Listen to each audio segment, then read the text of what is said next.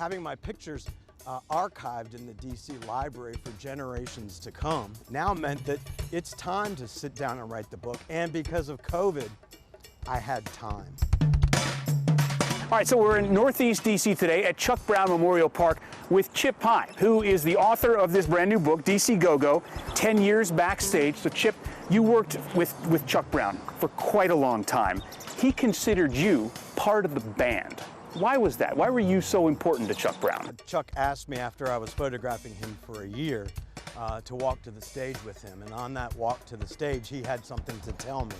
And what he told me was that what I am doing for him is important to him, important to his family, and important to his legacy. Giving the legacy to people who might not know. Giving the legacy to people for the history beyond me, beyond you. What I saw, what I captured in authentic go-go is now preserved for historians and people to see.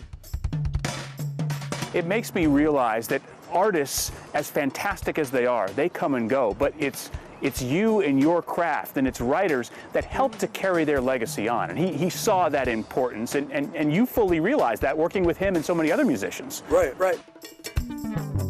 Yeah, let's check out these prints you got. Oh, wow. These are my limited edition prints that I released on the same days that the book released. And these are my best Chuck Brown pictures. I was able to be in the barrier, and I am right here in the barrier, and the fans were reaching across me to Chuck. And Chuck, 75 years of age, was kneeling down to try and reach them.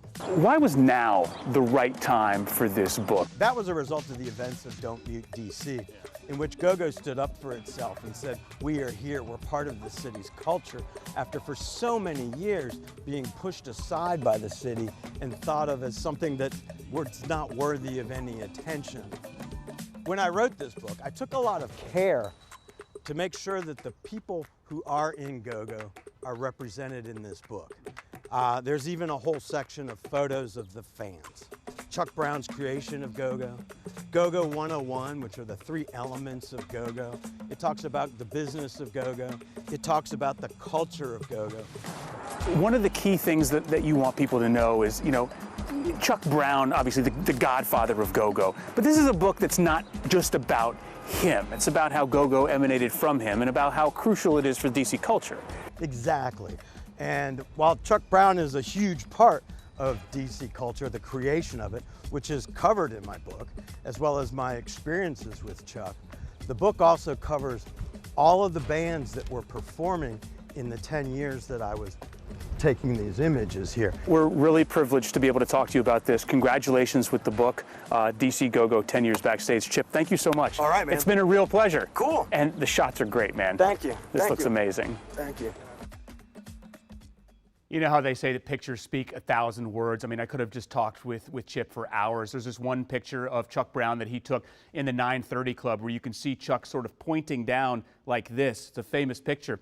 And what he's doing is he's pointing at the security official there in the 930 Club to try to remove the barricades that existed between the stage and the audience, because Go-Go was it's a form of music where the audience is just deeply embedded with the music that's going on. And Chuck wanted the barricade gone. He wanted the fans right there at the stage. 930 Club not willing to play ball on that one, so he was not able to miss that out. A lot of stories like that in Chip's book. You know, Go-Go is 50 years old. It is so deeply interwoven into DC's culture. I asked Chip about how he's seen it evolve.